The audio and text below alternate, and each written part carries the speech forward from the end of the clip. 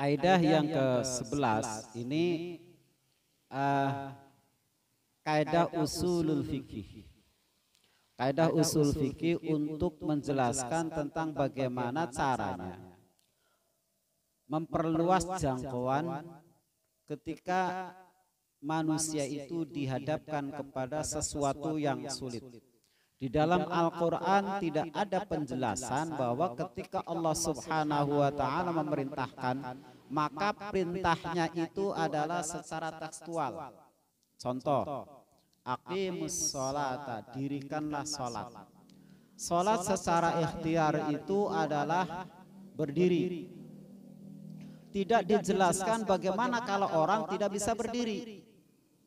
Bagaimana kalau orang itu tidak bisa duduk. Umpamanya orang sakit. Nah, maka usulul fikih yang pertama kali dibuat oleh Imam Syafi'i untuk menjangkau hukum terhadap orang-orang yang tidak mampu secara ikhtiar, secara umum. Nah, kaidah yang memperluas ketika orang itu tidak mampu, kaidahnya adalah al-masyaqqatu tajlibut taysir. Kesusahan, kesempitan itu bisa memperluas kemudahan. Contoh sholat. Ketika kita sholat tidak bisa berdiri, maka diperbolehkan untuk duduk. Tidak bisa duduk, diperbolehkan berbaring. Tidak bisa berbaring, mati berarti. Iya.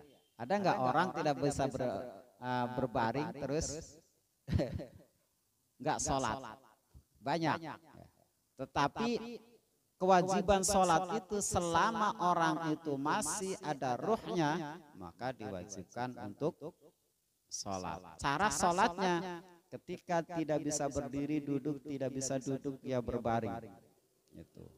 Kalau tidak bisa berbaring berarti orang itu sudah tidak ada ruhnya, mesti dikubur. Gitu ya. Gitu. Kemudian di dalam syaratnya sholat. Syaratnya sholat Allah Subhanahu wa Ta'ala menjelaskan, fa in lam tajidu ma'an fatayammamu su'idan, ya kan? Di dalam surat apa itu? Pada dasarnya kewajiban syarat sholat itu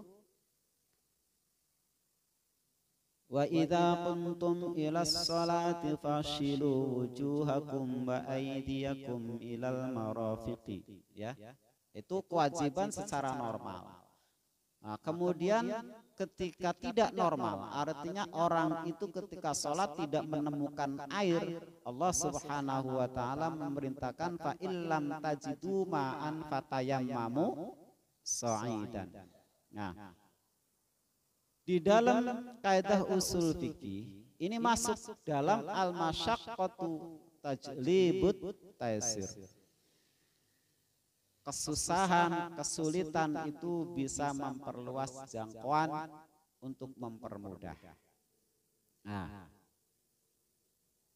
bahkan Imam Syafi'i memperbolehkan seorang perempuan ketika mau nikah, walinya tidak ada dalam perjalanan, boleh seorang perempuan mengutus seorang laki-laki untuk jadi walinya.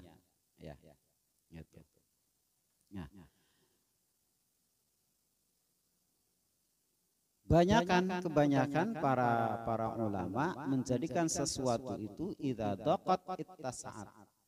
Ketika sesuatu itu mendapatkan kesulitan, maka sesuatu itu bisa diperluas jangkauannya.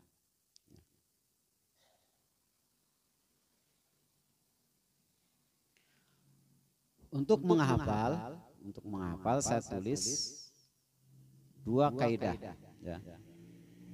Tiga kaidah. Yang pertama al-masyaqqatu tajlibut taysir. Yang kedua al-amru idza daqa ittasa'a. Yang ketiga al-asya'u idza daqat ittasa'at. Kita tulis